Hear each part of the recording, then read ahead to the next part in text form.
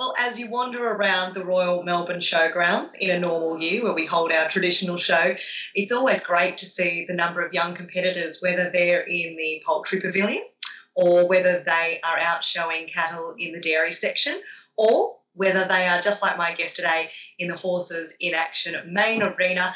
Ella O'Doherty, welcome to our program celebrating the show online. How are you doing today and where are you joining us from?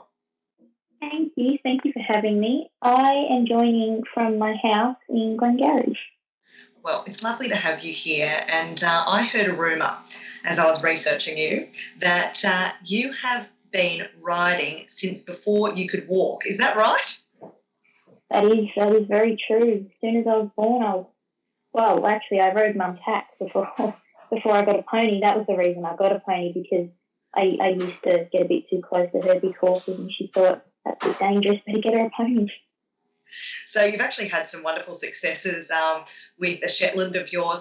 I wonder if I could put you on the spot and ask you, what are some of the best memories that you've had personally at the Royal Melbourne Show? What have they been? My 2 turnout wins, one on the Shetland and the other one on my pony.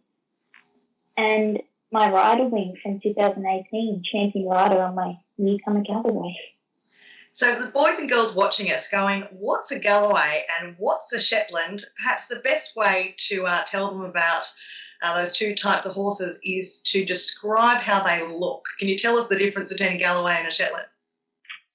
Shetlands are little and hairy and zippy. They're very fast.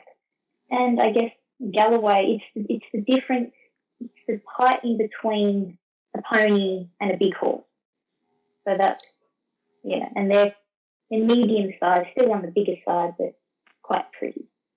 And I understand you've got a lovely Galloway in work at the moment. You'd probably be at Royal Melbourne Show right now competing.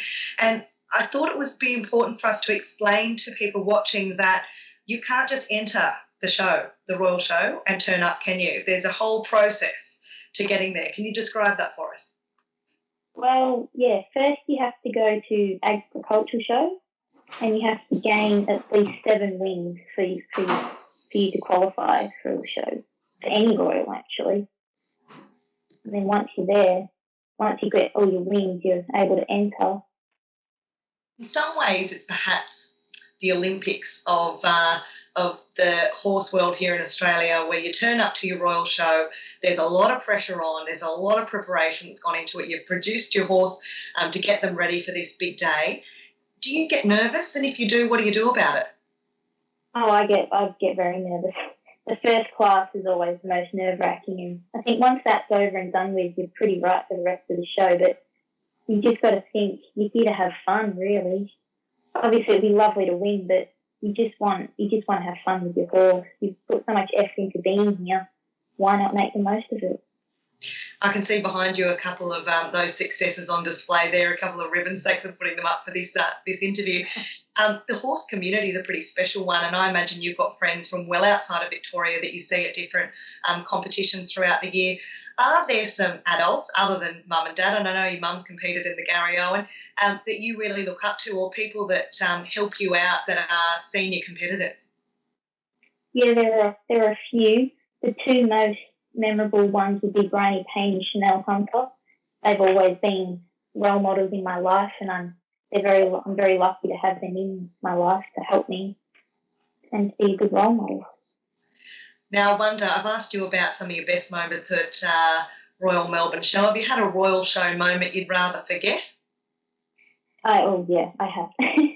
The worst one was Adelaide a few years ago on my old pony. He spotted harness that never goes down well, and he went vertical and I slid off the back. You've still got a smile on your face, so that's a good way to be.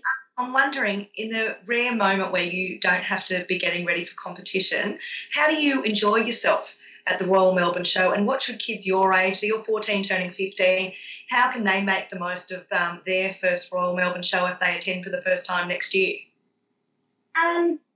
Making friends. The one thing I do a lot is make new friends, walking around the show, meeting other people, catching up with old friends. It's a big social gathering.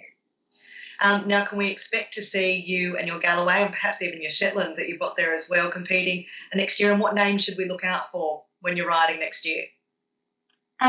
Well, yeah, definitely my Galloway will be out there. Not sure about Shetland yet.